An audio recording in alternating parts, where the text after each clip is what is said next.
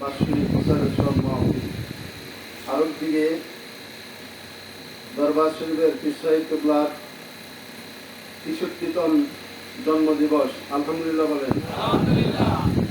আমরা শুকরিয়া আদায় করলাম তার। আমি আসলে শারীরিকভাবে খুব অসুস্থ, অল্প সময় কথা বলবো, গভীর মনোযোগ।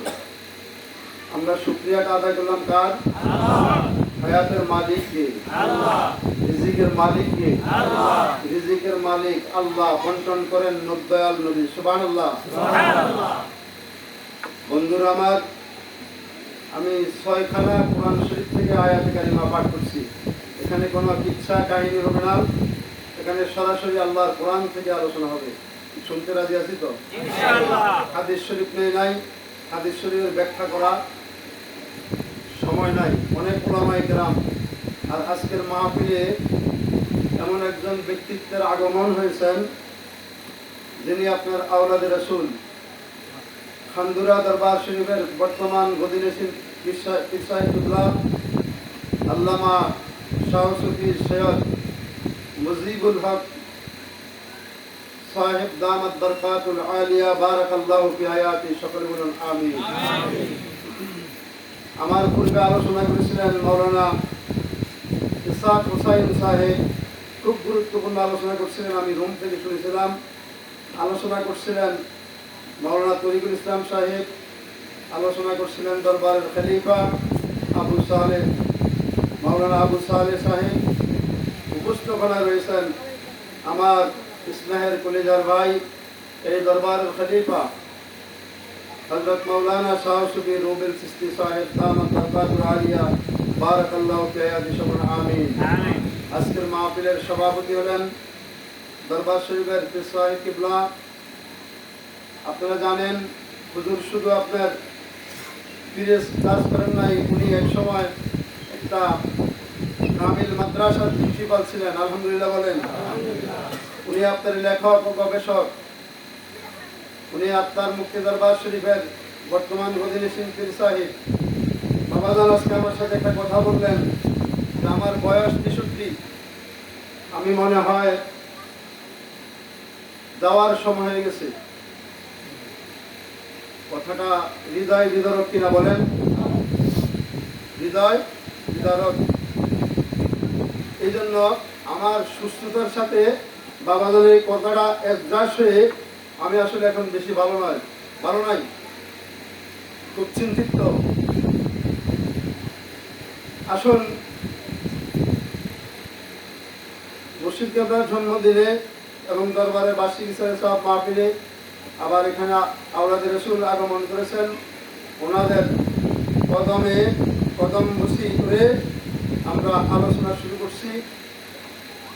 এখানে আরো একজন আলেম আছেন কুমিল্লা থেকে, কুমিল্লা দুতিয়া বা দিঘির পাড় জামে মসজিদের সম্মানিত ব্যক্তি মাওলানা হাফেজ ওমর ফারুক সাহেব আছেন, তিনিও আলোচনা করবেন। আসুন, আমরা আউযু বিল্লাহ পড়ছি কিনা বলেন? এই আউযু বিল্লাহর অর্থ হলো শয়তানের ওয়াসওয়াসা হইতে আমরা পানা চাই। কার কাছে? এটা আওয়াজ দিয়ে বলুন, কার কাছে? আল্লাহর কাছে আমরা পানা চাই। বিসমিল্লাহ শরীফের পরম করুণাময় আল্লাহর নামে আমরা কি করতেছি? শুরু করতেছি। এই বিসমিল্লাহ শরীফের মধ্যে কোরআন শরীফে ১১৪টা সূরা। কয়টা সূরা? একটু আওয়াজ দেন, কয়টা সূরা? ১১৪ সূরার মধ্যে ১১৩টা সূরায় বিসমিল্লাহ আছে, আর একটা সূরা তাওবার মধ্যে আপনার বিসমিল্লাহ নাই। এই বিসমিল্লাহ শরীফের কি ফজিলত, ছোট্ট একটা আমলের কথা আপনাদেরকে বলি। এগুলো আমাদের হাঁটার পথে, চলার পথে, শোয়ার পথে এবং পারিবারিকভাবে বাচ্চাদেরকে নিয়ে, পরিবারকে নিয়ে যখন আমরা খাইতে বলবো, খাওয়ার টেবিলের একটু কথা বলে আমরা আলোচনা শুরু করবো। বিসমিল্লাহর মধ্যে আপনার 19টা অক্ষর আছে। কয়টা? একটু আওয়াজ দেন, কয়টা? 19টি অক্ষর। হযরত উলামায়ে কেরাম বলেন কোরআন শরীফের একটা অক্ষর তেলাওয়াত করলে কয়টা নেয় উঠে আমল নামায়? 10টা। রমজান শরীফে এক অক্ষর বললে কত? 1/70। তাহলে আমরা এখন রমজান মাসটা এখন হলো আপনার জামাতুল আউয়াল। তাহলে আমরা বিসমিল্লাহর মধ্যে অক্ষর কয়টা পেলাম? 19টা। আমার আল্লাহ বলেন, আমার কোন বান্দা আমার কোন বান্দি যখন কোন কাজ শুরু করার আগে পড়ে বিসমিল্লাহির রহমানির রহিম, আমার আল্লাহ বলেন বান্দারে তোমার জবান দিয়ে তুমি বিসমিল্লাহ শরীফ পড়লা একবার, আর আমি আল্লাহ তোমার আমলনামার মধ্যে নেক দিয়ে দিলাম 190টা। সুবহানাল্লাহ কোন বিসমিল্লাহ বললেন কয়বার নেক উঠলো? কয়টা? 190টা। আমরা শুকরিয়া আদায় করতে গিয়ে কি বললাম? আলহামদুলিল্লাহ। এই আলহামদুলিল্লাহ এই বাক্যটার মধ্যে আপনার 8টা অক্ষর আছে। কয়টা?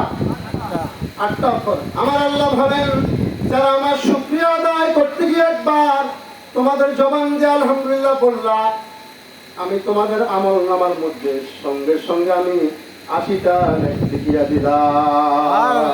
আর এই শুকরিয়ার ব্যাপারে আমার আল্লাহ কোরআন শরীফে বলেন লাইন শাকারাতুম লা আযিদান্নাকুম ওয়া লাইন কাফারতুম ইন্না আযাবি লাশাদীদ। যারা আমার নিয়ামত পাইয়া নিয়ামত খাইয়া শুকরিয়া আদায় করে আমি আল্লাহ পাক রব্বুল আলামিন তাদেরকে আরো বেশি করে নিয়ামত পাই দেব। বলুন সুবহানাল্লাহ। বিসমিল্লাহ ওয়া সাল্লাম আলহামদুলিল্লাহ ওয়া সাল্লাম।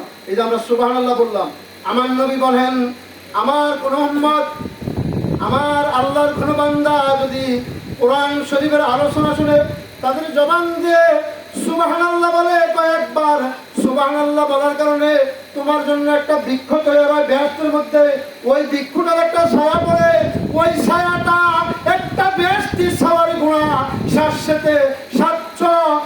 থেকে 750 বছর পর্যন্ত দৌড়াইতে পারে।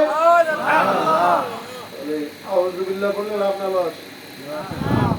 আলহামদুলিল্লাহ বললে, বিসমিল্লাহ বললে, সুবহানাল্লাহ বললে, ইস্তেগফার।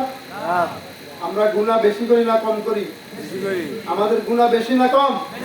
তাহলে আমরা গুনাহ মাপ চাইতে হলে আমরা তওবা করব কার দরবারে?